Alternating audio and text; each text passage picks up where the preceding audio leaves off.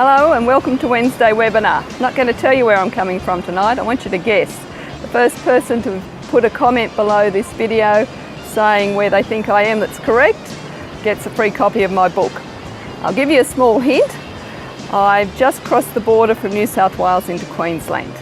Now, tonight I'd like to discuss why you should at least talk to your accountant about investing in property through a self-managed super fund. There are many advantages. I'm not saying it's perfect for everyone, but it's worth the discussion. The first most important two advantages are, one, it's the best form of asset protection you get, and the second one, in the majority of cases, and I'm talking 99.9% of the time, it will give you the best tax outcome. The worst tax you'll ever get is 15%, capital gains is only 10%, and it's quite possible, but I'm not sure after May's budget, it's quite possible that when you retire there'll be zero tax on any income, capital gain, and in the super fund, and even in your hands when it comes out of the fund. So worth looking into. One thing's for sure, even after the May budget, it'll always be better than in your own name as far as tax is concerned. There are many downsides.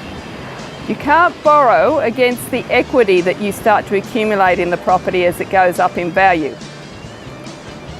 This will slow down your investment strategy if you want to continue to increase equity, borrow again and borrow again. So it's more for when you're a few houses down the track, for when you've reached the stage that if you borrowed any more money, you wouldn't be able to sleep nights anyway, when you're starting to slow down that multiplier effect. You can't access the profits until you reach retirement age, so you really don't want to do it when you're too young because you don't know what life has got in store for you, what your family will need. It's more for the people that are older, where life's more certain, and they're getting closer to the age of around 60, depending on when you were born, when they can access the super without any negative tax implications. Now I'd like to explain to you how you can effectively negative gear in super. So I have prepared this slide. Let's assume you're looking at a property that's going to earn $30,000 in rent with $5,000 worth of depreciation, $28,000 in interest, and maybe $4,000 for rates and repairs and maintenance and insurance. That's $37,000 worth of expenses, and that makes a loss of $7,000. You can see here we get the same situation whether you buy it in a self-managed super fund or you buy it in your own name. The numbers stay exactly the same, at least until we get down to the $7,000 loss. Now, if you bought the property in your own name and you were earning $80,000 a year and you had that $7,000 loss in your tax return to offset that your other income, your taxable income would then become $73,000. In the super fund, it is there sitting with a loss that can't be offset against your income. Instead, you make a super contribution of $7,000. Now, if you're self-employed, you just make the contribution and claim it as a tax deduction in your tax return.